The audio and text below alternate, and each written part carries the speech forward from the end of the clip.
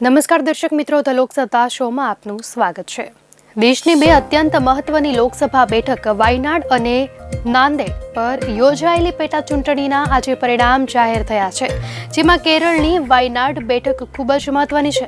વાયનાડ બેઠક પરથી જ કોંગ્રેસ મહાસચિવ પ્રિયંકા ગાંધી 6,17,942 મત મેળવીને ડાબેરી મોરચાના સત્યમ મોકેરી અને ભાજપના નવ્યા હરિદાસને હરાવ્યા છે। ગાંધી પરિવારમાંથી જવાહરલાલ નહેરુ, ઇન્દિરા ગાંધી, ફિરોઝ ગાંધી, સંજય ગાંધી, રાજીવ ગાંધી, સોનિયા ગાંધી, મેનકા ગાંધી, વરુણ ગાંધી અને રાહુલ ગાંધી રાજકારણમાં આવી ચૂક્યા છે।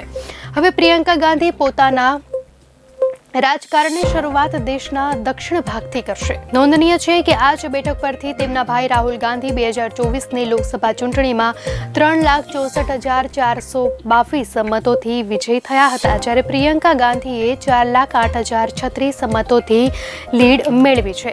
ભાઈ રાહુલ ગાંધી અને માતા સોનિયા ગાંધીએ પ્રિયંકા ગાંધીના ચૂંટણી પ્રચારમાં સક્રિયપણે ભાગ લીધો હતો, તો રાહુલ ગાંધીએ પ્રિયંકાને વાયનાડને એક મહાન પર્યટન સ્થળ બનાવવા ટાર્ગેટ આપ્યો હતો, જેથી ત્યાંની અર્થવ્યવસ્થાને વેગ મળે અને વાયનાડની સુંદરતા આખી દુનિયામાં ઓળખાઈ શકે। રાહુલ ગાંધીએ આશ્વાસન પણ આપ્યું કે તેઓ વાયનાડના લોકો માટે હંમેશા ઉપલબ્ધ રહેશે।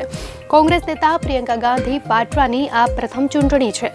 વાયનાડ લોકસભા બેઠક હેઠળ 7 વિધાનસભા બેઠક છે, તેમાં કોઝિકોડ જિલ્લામાં મનંતવડી, સુલતાન બાથેરી, કાલપેટ્ટા, તિરુવંબડી અને મલપ્પુરમ જિલ્લામાં નિલાંબુર, ઈરાનાડ અને વાંદુર બેઠકોનો સમાવેશ થાય છે।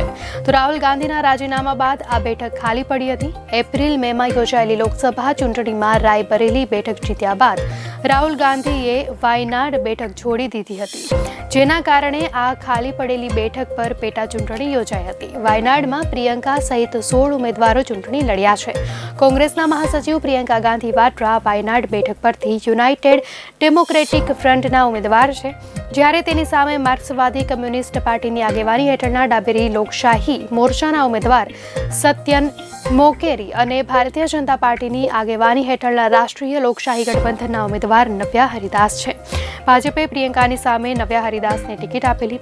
નવ્યા ભાજપ મહિલા મોરચાના પ્રદેશ મહાસચિવ છે, તેમજ કોઝિકોડ મ્યુનિસિપલ કોર્પોરેશનમાં 2 વખત કાઉન્સિલર અને બીજેપી કાઉન્સિલર પાર્ટીના નેતા પણ રહ્યા છે।